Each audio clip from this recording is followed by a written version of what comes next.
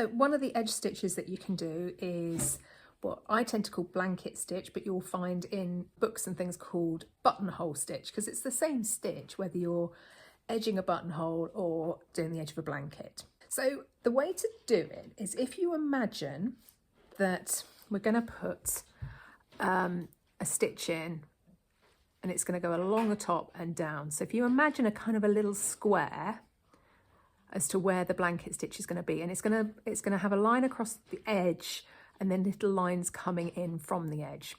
So if you imagine a little square, and I'm going to aim to do them around the edge of each of these little dots printed on the edge of this paisley.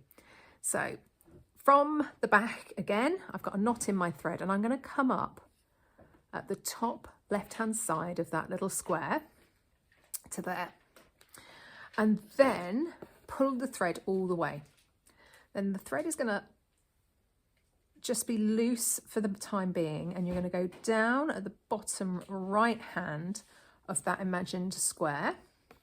Keep your thread loose for now, and then you're going to come back up at the top right hand side of this imaginary square and pull the thread all the way, and that will give you a stitch which lays across the edge and then down.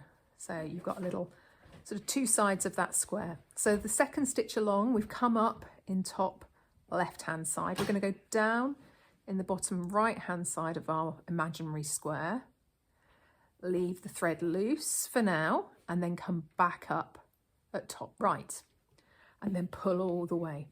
And again, then you've got your little line which covers sort of in a right angle at the edge of that imaginary square. So you just carry on in that manner. So bottom right hand side, top right hand side, and then pull all the way.